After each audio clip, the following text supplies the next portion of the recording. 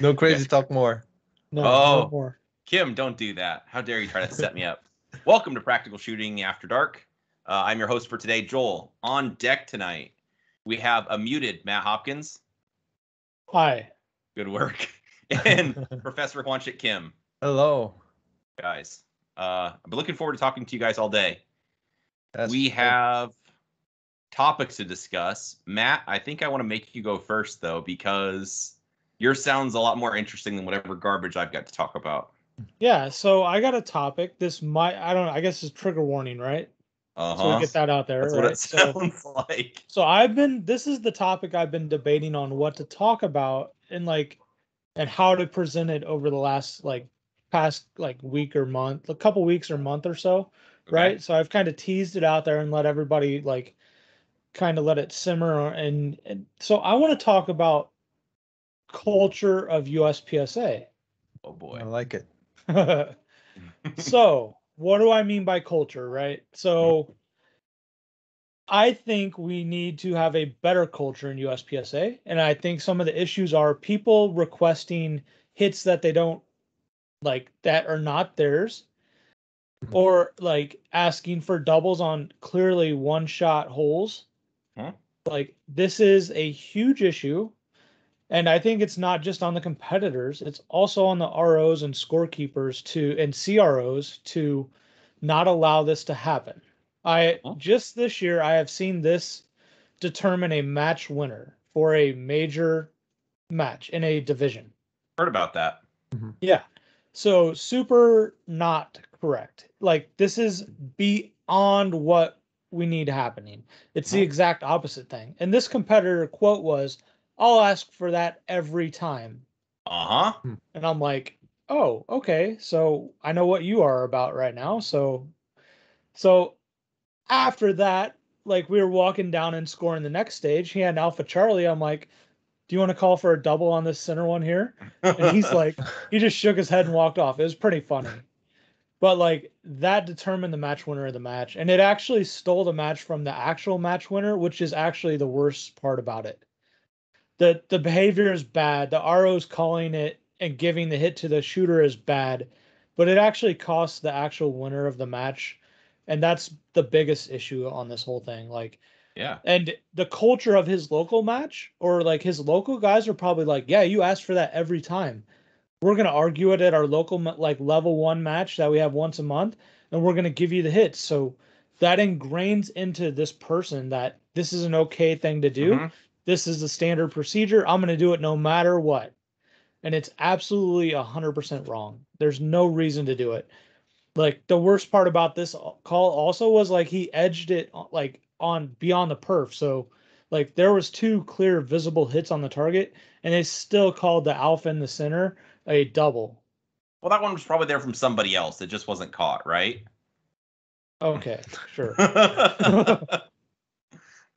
Yeah, so I didn't tape the target before that, but clearly there was one hole in there, and you shot over the target on your second shot. It's just ridiculous. And I think this is one of the things about the culture of USPSA that needs to change.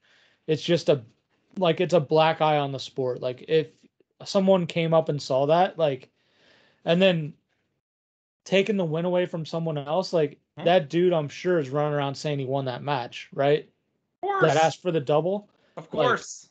I made it very clear to the guy that really won the match, but didn't actually win it in the results because of the double call that was in error and totally wrong, that he won the match, and I congratulated him at the next match I saw him at.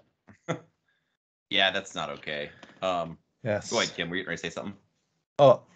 This is somewhat related, maybe not 100% related, but this is a conversation I had with a buddy. We were talking about how area matches and maybe perhaps state matches too, how people should run the match. So it could be match director's mindset, or it could be also shooter's mindset, where we were kind of talking about some high-level matches are nowhere near representing what Nationals is putting out. So for example, Nationals is very, very well organized. So anything that's not competitively equal. So for example, if you're shooting in a certain gimmicky stage where it's not equally presenting to shooters, nationals typically don't have that, and hope not they don't have that. And also like national stages are very focused on shooting challenge type of a thing, where it's technical shots and stuff like that. And some of the high level matches weren't really testing shooting skills.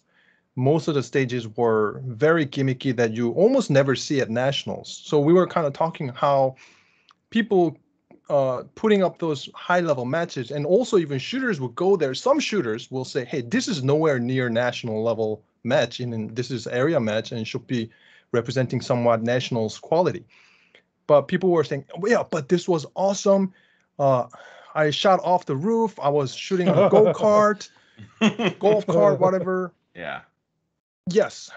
What I told him is basically in our sport, you invest so much. Like, let's say you buy an open gun, you invest money, you get like a F1 racing car, and you go to an amusement park and you race on a go-kart and you say, hey, my F1 car ran awesome. This go-kart was beautiful. But what our sport should be and is actually F1 circuit racing with an F1 car. Good equipment, high level skill testing, race track.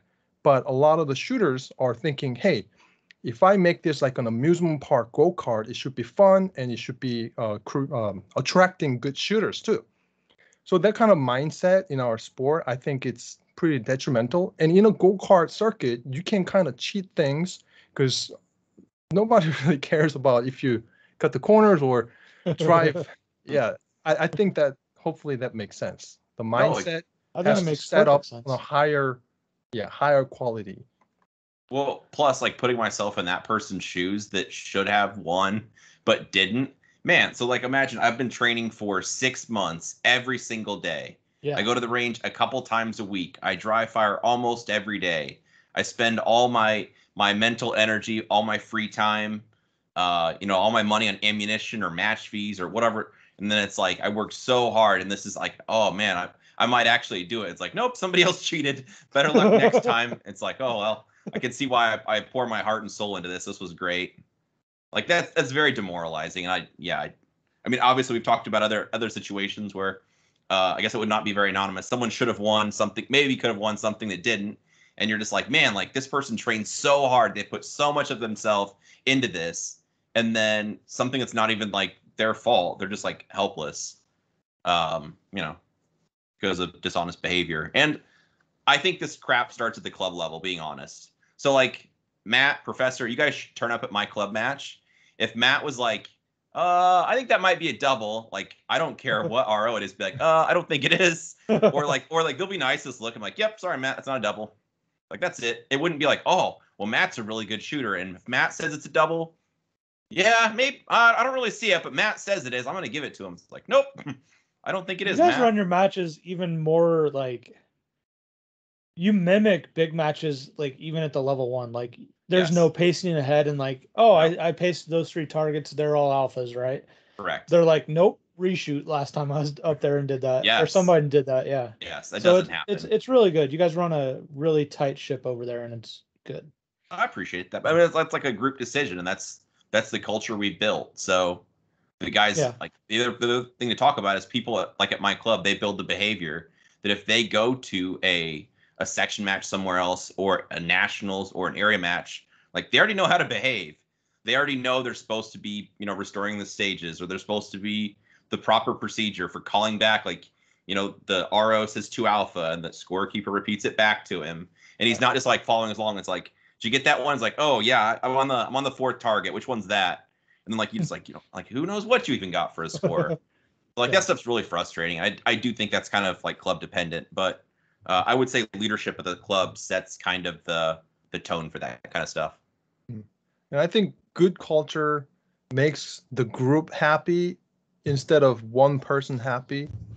And I think, as an organization, as a sport athletes, I think it's going to be a lot better for the future to create right culture and have all of us have a happy time rather than this guy wants to double and him being happy because he got double, and rest of the culture, rest of athletes or sports hobbyists, whoever, they're not going to be having fun because of titles getting taken away because of those things happen. Yeah, and I realize it sounds like, oh, this is just one call at one match, but that kind of stuff is demoralizing for the people not getting the free calls.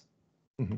Especially where, I mean, as we've seen, even maybe winning B class, I mean, it could be down to just a couple match points could be determining the B class winner. It's not just overall. It's not just an overall winner. It's every class, and it goes down the whole way. Like, if a B class guy calls for a double and gets it, and then another one like just had a mic out of nowhere, like that's going to be a point swing at the end, and it could determine who won that class. And that's still very important, because when I was coming up, like, class wins were everything. Like, absolutely. Yeah. And B class has such a huge swing of like percentages of how many people are in it.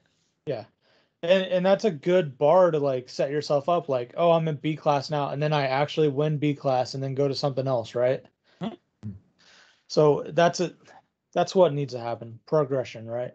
I agree. Yeah. Professor, do you have a topic, sir? Yes, I do. I wanted to share something I started doing. It's actually, so this year I really heavily focused on hand-eye coordination. And this is something that I added to help my performance get better. And I think it's been working pretty well so far. So what it is it's adding something in my walkthrough routine or the match routine. So whenever I go to a match, I would, gun up, and in a dry fire table or safety table, I would do a couple dry reps and stuff to set my tension, meaning this is my grip tension in the dry fire table. And as I am drawing, I am checking if my shoulders are pretty relaxed, if my firing hand tension is pretty relaxed, and support hand gripping hard kind of thing. Those kind of physical tension thing was what I've been doing for a while. And then I didn't really do anything about my vision. And since I was working really hard on the vision side in this year, I added something that really worked well. So what it is I often do it in the walkthrough process as well. But before, especially when I'm on the first stage, when I hear I'm in the hole or something like that, then I would just pick a distant spot, or usually it's a target, somewhere around like 7 yard, 15 yard, something like that. I would stand from the 15-yard-ish distance from the target, and I would just bring my index finger in front of my eyes, arm's length, not like super close to my eyes, arm's length where the front sight will be, or where the red dot will be. And then I would look at the target specific spot, zoom in as hard as possible, meaning I want to stare at a specific spot on that 15 or 10-yard target, whatever it is I'm looking at. And then I would shift my focus back to the finger where the front sight will be. And then I would go back to the target, back to the finger, target, finger. But the whole time, what I'm trying to do is cleanly seeing a spot. So even my finger, I'm not just generally looking at the finger itself, but a spot on my fingernail kind of thing. I would do clear target, clear finger, clear target. I would go back and forth faster and faster and faster to the point where I'm feeling my eyeballs really working hard to change the focal depth as fast as possible. I'm setting that focal depth change speed in that process. So why I'm doing it is, one thing I really realized, something very critical, is not just looking at a blurred target or just general A zone. I really had to pick a spot on each target, whether it be a mini popper, a spot on the mini popper, or a spot on a partial target, whatever the target is.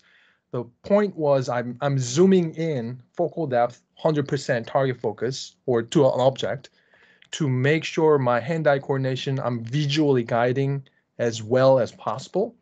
And I really found out that focal depth change speed can be increased by doing that exercise, really squeezing my eyes really fast to go clean, target finger, target finger, target finger. And I'm setting that speed in that moment. That's how fast I'm going to be changing my focal depth every single time. So when I do that, one thing that also was very critical is to open my eyes wide too. If I'm squinting my eyes, my field of view gets really clouded. So I had to really open my eyes. I don't know. I got Asian eyes. I don't know about you guys. I do not People who have Asian eyes. I do not have that issue. Or that enhancement. How dare you call it an issue, Matt? So I would open my eyes as wide as possible and then go target finger. And then as I am doing that, I am familiarizing myself what it feels like to do that. Because when you actually try that, there's a muscle in your eyes that actually changes the focal depth. And when you are truly going clean target, clean finger, back and forth faster and faster, you should be feeling there's something muscle working. So I familiarize with that. And of course, like I said, I pay attention to that in the walkthrough. So I'm every single time I am air gunning in the walkthrough, I'm picking a spot, zoom in, move to the next target, picking a spot, zoom in as fast as possible, very intensely. So this has been helping me tremendously. I truly believe this is one of the ways to increase your visual information processing speed. And that's really important in our sport. You got to be seeing things as fast as possible. So I think I would recommend people to try that. And I don't only do it at matches. I actually do it sometimes just waiting for my computer games to load. I have targets around, or I just pick an object. I've tried it many times on a cycling or treadmill. I would just pick a spot, finger out, object, finger object, in that higher heartbeat too, because when the heartbeat raises, your vision deteriorates. And I have very bad vision issue. So it doesn't matter if your vision is kind of blurred because, for example, your glasses is now old or your sugar level is low, then vision just goes blurry. That doesn't matter as long as you are really focusing on that muscle, focusing zoom in, target to target, different distances, then you're basically trying to, yeah, zoom in as hard as possible, guiding your gun to that specific spot rather than a blurred spot or bigger zone. I like that. And not only that, doing the speed, you're also working on the precision. Also, I'm assuming, so you could find a very specific spot and then snap your eyes to that spot. Exactly. Yes. I mean, Ben has a good way of explaining it, so I just steal it, of course, and reuse it. But it's you hit where you look for better or worse. Ben just I don't know where he said that. I was like, oh, I like that. I'm just stealing that. But I mean, it's so true because I mean, we talk about vision enough, but it's like if you're shooting a stage, you're like, hey, don't hit that no shoot, don't hit the no shoot, and you're looking at the no shoot because you don't want to hit it. What happens? Like you're looking there and you will hit there. Yes. By the way, this using the finger and your arm's length is not necessarily for iron sight shooters. The focus is not just to shift focus fast, target to front sight. That could be one of them, of course. But just by working on that distance, you're just focusing on, even if it's a target focus, red dot shooters, still you have to change the focal depth. If you're shooting 5-yard target and back out to 25 yards, there's still focal depth change. It's not necessarily only for working on seeing the front sight clear, target focus front sight. That could be one benefit, but also red dot shooters should be doing this. I like that. Awesome. I think that's really good. Yeah. Thank you.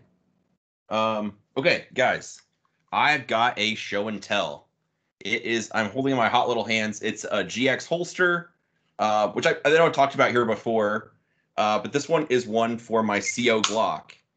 So kind of, I know I talked about it before, but basically the cool part about the GX, like it's a holster, whatever. I mean, yeah, it's Kydex, it's molded nicely to the gun, all that stuff. It is great for a holster, but the part I actually like the most is this little, I think they call it a vise, but it's just like a toggle switch up or down. So basically, when the switch is down, there's no pressure on the guns. The gun just draws nice and smoothly, whatever. But then with the vise on, you can change the amount of retention, and it depends on how you set the holster. So like my Tanfolio, I have it set very tight. So basically, like I don't want to be able to. It takes me a lot to pull through it. Actually, we were podcasting before. Ben was like, "You can pull through that." I'm like, I don't know if you can. Like I pulled really hard and then it came out. But normally I have it set, so I mean I like it because if I'm teaching classes, I could be demoing like movement, running around, or if I'm on a USPSA stage, I need to run down range to reset. Like somebody forgot a popper, like I'll get it, and then I just run down. I don't have to run down like holding my hand over my gun in the holster so it doesn't flop out. So anyway, this stuff like in for teaching, whatever, I just like it because the gun's in the holster. I flip on the lock, and I don't have to worry about it. But I wanted one for my 2-gun rig also. I shoot CO, but I use this rig for 2-gun also.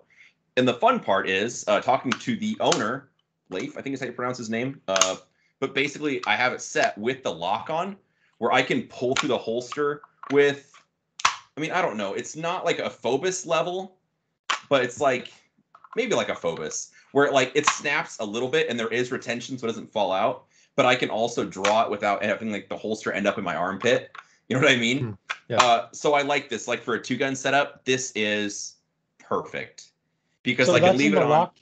So that's locked. Yes, that is locked. And if you can see, sorry for the audio listeners, all the noise, but like I'm really not pushing that hard. It clicks in place, but it's not taking me a lot of effort at all. So I just leave it set like this because if I'm running around in USPSA, it's not going to fall out. But like for 2-gun, I can be shredding stuff with the carbine, safe it, throw it in a dump barrel, whatever, and then I can just like draw my gun. Whereas normally people have like some kind of active retention where you have to defeat it with your thumb, or before I was just using a regular blade tech, and then I would tighten.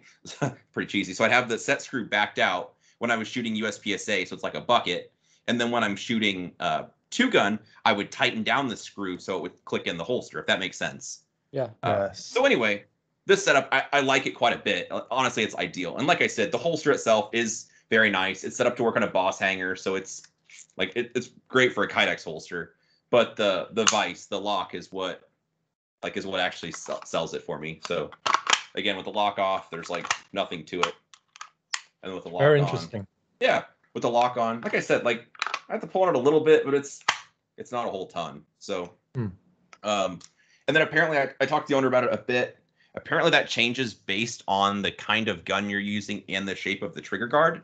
So Glocks are kind of rounded apparently, and some guns, as part of the locking mechanism, it's easier to slide them in and out or something. And apparently some that have really sharp corners, they lock in firmer, whatever. But anyway, for this setup, it works quite well.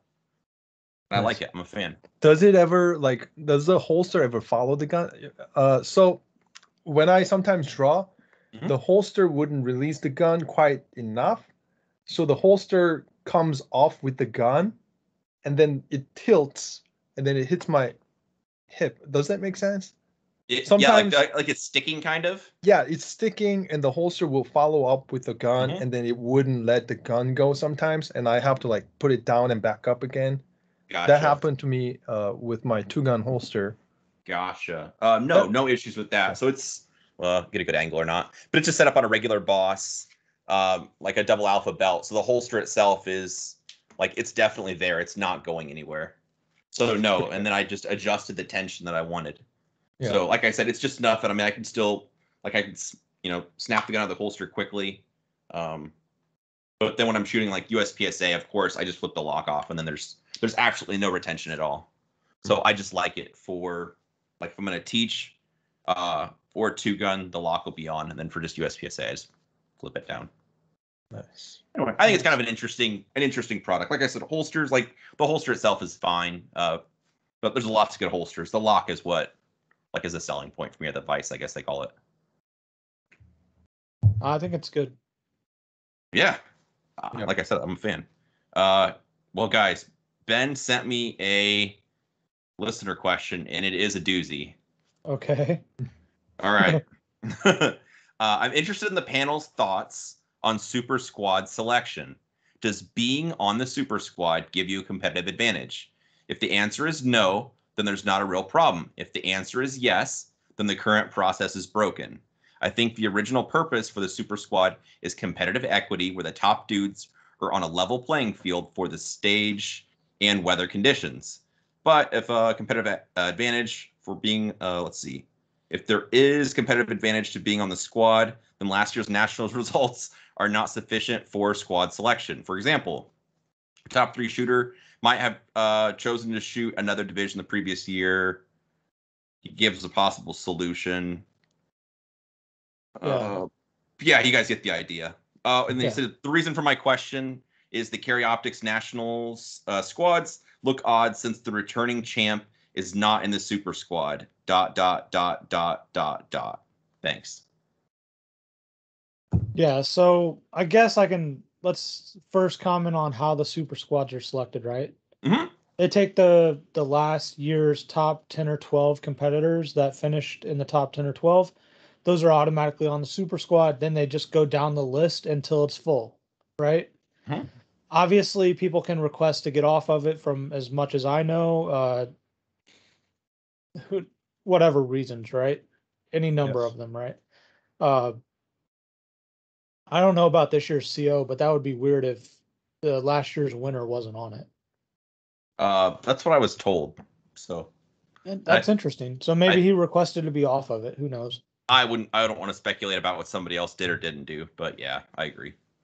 It's interesting. So I guess kind of the the first question I think to talk about is, does being on the super squad give you a competitive advantage? Obviously, I'm not a super squad level guy, but you two are. What do you have to say about that? Go ahead, Kim.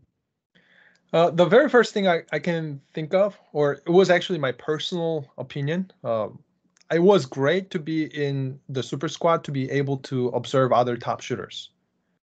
I love studying, so even before I was on the super squad for the first time, I've actually purposefully chose the opposite schedule of super squad. So I would stay at the match and I would video them, and that's a very good time saver. So then I just stay with the super squad. I would just video all the shooters rather than trying to jump around. This is not only for me. This is for the camera crews. I forgot the outdoor Shooting channel, USA. Shooting USA. Yes. So for those guys, getting the media out is going to be very convenient. And me personally, in terms of performance, I never felt like it was performance boost. Nothing really, I would say, positive in terms of performance. But in terms of coming up with some kind of strategy, maybe if I'm missing anything, it would be a good idea, because in the super squad, generally, there's not too many different strategies or plans, stage plans, but typically there definitely can be two or three. In terms of that, I can kind of see if I am missing anything. That could be a plus. But in general terms, again, that could be also hurting my performance or hurting my stage plan, because sometimes it can seem like it's a better plan because this shooter did that and the score was amazing. But this was not necessarily my strength. It could be one thing, or I might change the strategy last minute. Then it's mentally definitely confusing. I would say it's in a place where it's more of a watching other people or looking at other people's plan is more of a temptation at that point than actual aid. So in terms of performance, I don't think being in the super squad is any aiding just personally. Some shooters definitely would love to be in the super squad. I know I'm more of a meticulous person, so I would go to the match the day before and do a lot of homework. But there are times where some top shooters may have really crazy schedules, so they may not have had enough time to do walkthrough type of a thing. So in that kind of case, I've had only one time actually. I was really going back and forth and helping out. Hey, this is the good plan. This is the simplest plan, but this is what I think is the best plan, type of thing. So in that kind of case, you may get helped. But again, we're sharing based on our own strengths. So absolutely, if you look at the super squad, you can definitely tell, especially like carry optics too. You can tell the strength is so variety. So this shooter may be based on production. This shooter may be based on open. This shooter maybe was born carry optic shooter. So everybody has different strengths. So to be honest, I really think being in the super squad, most cases would have been would not have helped you to get a better score. In fact, I think it may be quite opposite in most cases. You think the pressure might, with coming on, like the pressure might be more since you're on that squad for some people? Is that what you're meaning by that? Opposite? That's definitely one of them. Yes, definitely one of them. I think it depends how you're wired also. So like Exactly. Not speaking to super squads, but let's be straight. Like Matt, I was chasing you in production for like 10 years, right? Yeah. And so like we're like whatever, friends since we're like in B class or whatever. Mhm. So like maybe it's not a super squad, but if I'm going to a section match or an area match and I have the chance to shoot with Matt, Matt is the guy I wanted to beat for probably 10 years. If we have the option to shoot with Matt, I'm going to squad with Matt. Obviously, I like Matt. I mean, always have as a person, but like I want to see what he's doing. What stage plans is he doing? What skills is he beating me on? I look at Matt like, holy crap! Like, look how he shoots the like far targets, or look how he always goes 1-for-1 on steal. I learned a lot just watching Matt or whatever heavy hitter I could squad with shoot. So, not necessarily a super squad, but if I'm going to a match, I definitely want to squad with the people I'm competing against or the people I want to chase or beat. Just because I learned a lot, just paying attention, watching what people do, watching how they perform, seeing how they shoot stages, talking to them about stage plans when I can do that without being annoying. So anyway, I think it's a good opportunity. Like if I have the option to shoot with the talent, I'm absolutely going to. But like Kim said, the next guy might get nervous and maybe he's better off just do your own thing and don't worry about anybody else. So yes, there's the pressure increased due to the environmental factor, right? Like people watching or video crew, things like that. But there's also another thing you want to consider. This is not something that I observed every single Super Squad. I only was in Super Squad in 2 divisions so far. But there were times definitely people were playing mind games, for sure, whether if it was on purpose or not on purpose. So there is something that you want to consider that, because some shooters I know, they would like to compare scores, they would like to talk about things, and whether if it was on purpose for them to use that for psychological mess up or I shouldn't say attack, but mental game. The other person may don't want to hear any of that, or may want to separate entirely because they don't want to know them. But of course, there's cases where people are, telling, hey, this is the score, or something like that. Is for sure, is 100% happening. Like I said, not every single time I was in Super Squad was like that, but there was definitely multiple times where I saw, hey, that guy, whether if it was on purpose or not, that's going to be playing mind game for that person. Yes. I think that happens more subconsciously from people. That is possible. I guess I want to see the good in people and say like, oh, they're not going to say that, oh, they ran that stage 2 seconds faster than they actually did, or anything like that, or whatever else they do, or if they run the like in the walkthrough, they do the stage one way and then actually when they shoot it a different way. That's actually pretty hard to do.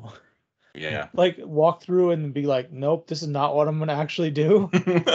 That sounds like a terrible idea. You're trying too hard to like. That sounds super hard. You're gonna try to mess with someone else at the performance. I think the biggest thing, the single biggest thing from my experience on the Super Squad is you're shooting and you're able to like know the target engagement order or the number of targets after activators and stuff like that. And the input coming from other shooters at the match to the Super Squad is more than any other squad at the match. So like if the timing is figured out on an activator sequence, it's more likely that people are going to go tell those people on that squad than any other squad. So you won't get maybe behind because you can't figure out an activator sequence. Like the people on that squad are going to get told. So like the whole squad is going to know. I think that's the single biggest advantage. And then with that, maybe if I'm in B class, I don't want to shoot the activation order the Super Squad's doing. Exactly. So I'm like, man, are you doing what? Like 3 targets in between? Like, that's crazy. I'm doing like 1 or maybe 2. I'm not, or whatever it is. Yeah. So, totally. And then I guess the other part of his question, kind of to address, he was asking if like having different weather or conditions, if that plays into it. You get the same light factors like with the bays, if there's a sun over a berm or something, or if a rain cloud comes through and it only hits the morning squads and not the afternoon squads at nationals or something like that. I think that it's semi-important. I guess it shouldn't really matter, but like obviously that'll affect, like if some people are like having bags on targets or anything like that, that does affect people. It shouldn't, but it does. Yeah. Cool. Guys, I think this was a bang up podcast, as the saying goes. All right. Well, I'm just gonna take your silence for you guys agreeing with me. Yeah, it was great. Yes. Joel. Good job. Was bang up. Well, I could have done it without you guys. Listeners, if you have a question you want the answer to, go to my website. It's bensteger.com. Send me your question. I'd love to hear from you. Look at that. Got that down.